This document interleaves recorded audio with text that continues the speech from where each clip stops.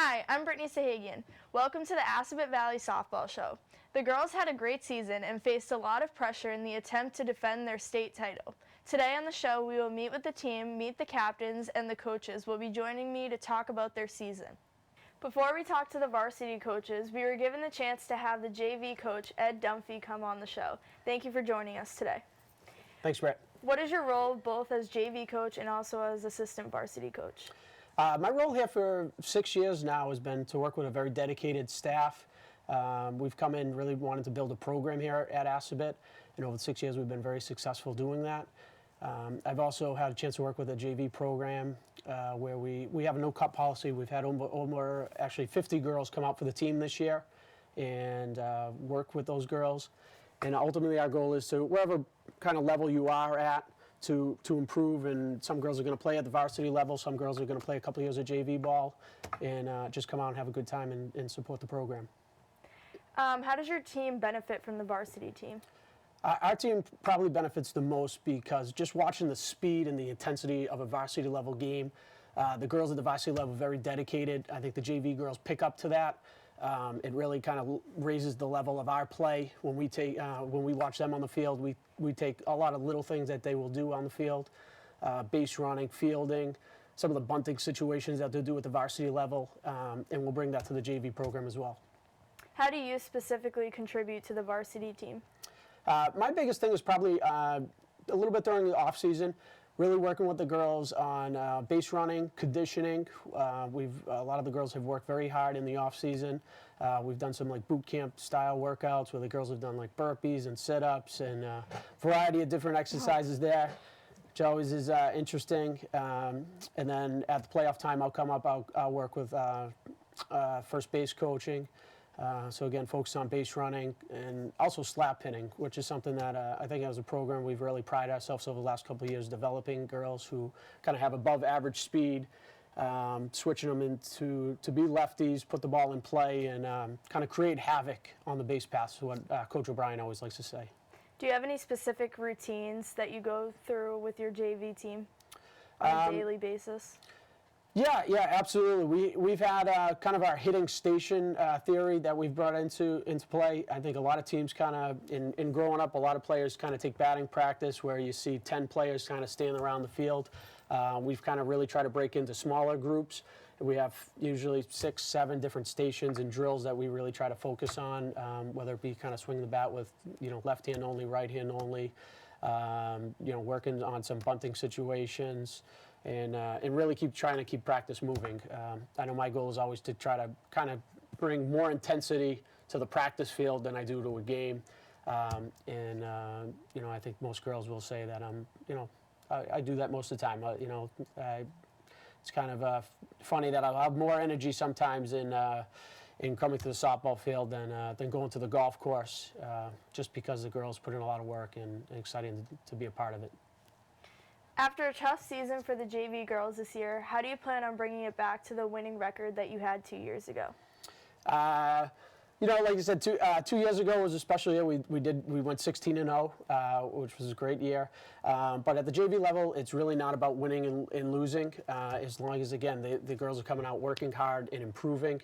And I'm very proud of my team this year because we came out in the beginning of the year and really had a tough time fielding the ball, and everyone at the end of the year, we played every game 7 innings, last 5, 6 games, and kept it close and had a great time. So I was very proud of everyone this year. ESPN Boston recently recognized Assabet Valley. It's a success story. Could you tell us more about the article? Yeah, it was a really special article just recently that was published, and it really featured student Josie Burlingame, who has come as a freshman last year, worked really hard on the field, and only played a couple games with me at the JV level and moved up, and it really impressed us, so much so that you would never know this, but at a very young age, she shared with us that she actually had cancer and lost her eye, where it was removed. And so she's playing full out with only eyesight for that one eye. She started left field last year in our state title game right through the season. in a district game, bottom of the 7th, 2 outs. It was a district elimination game. She came to the plate, worked a full count, second and third, hit a single right side, scored 2 runs, won the game. It was really a special moment, and actually that footage I think is also on the ESPN website now. So just a very special thing for her, to the intensity that and hard work that she brings to the field every day, and and the fact that she only has her eyesight in one eye. She actually so kind of comfortable with all the girls, and she can actually joke around. She's actually removed her eye in practice and kind of show the kids. It's pretty amazing. So like, hey, if she can catch the ball, anybody gonna get out there and do this. So it's a great thing. Well, good for her, and congratulations. Well, thank you for joining us today, Mr. Dunphy. Now let's take a look at the team and meet the players. 1, 2, 3!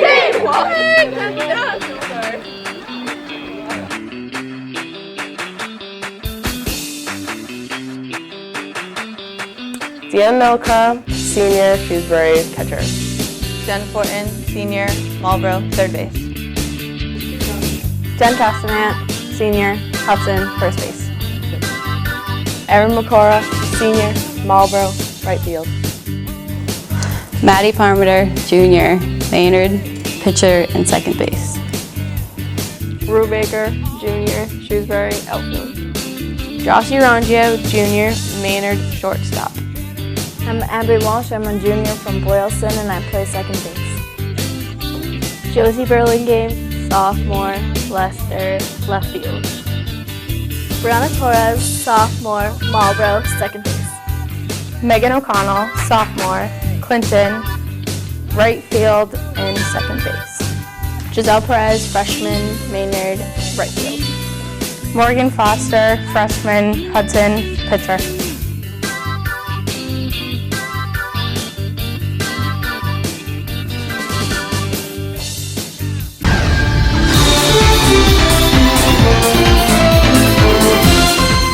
Hi, I'm Colleen Vonner, and I'm here with the captains of the Aztecs softball team. I'm Jen Castaman, I'm a senior and I play first base. I'm Maddie Parmenter, I'm a junior and I play second base and pitcher. I'm Jossie Rangio. I'm a junior and I play shortstop. Why do you think you guys were named captains? Well, I think I was named captain because I was captain last year and we won a state title, so I mean it'd be kind of embarrassing if I wasn't a captain this year. But I try and lead by example and not really try and yell at everybody, and just try and be quiet and just lead by example. I think I was named captain for my effort on and off the field and leading by example, like Jen said. I think I was named captain because the past 3 years I've learned how to be vocal on the field and learned how to be a good leader. I go to leadership conferences and stuff, and yeah.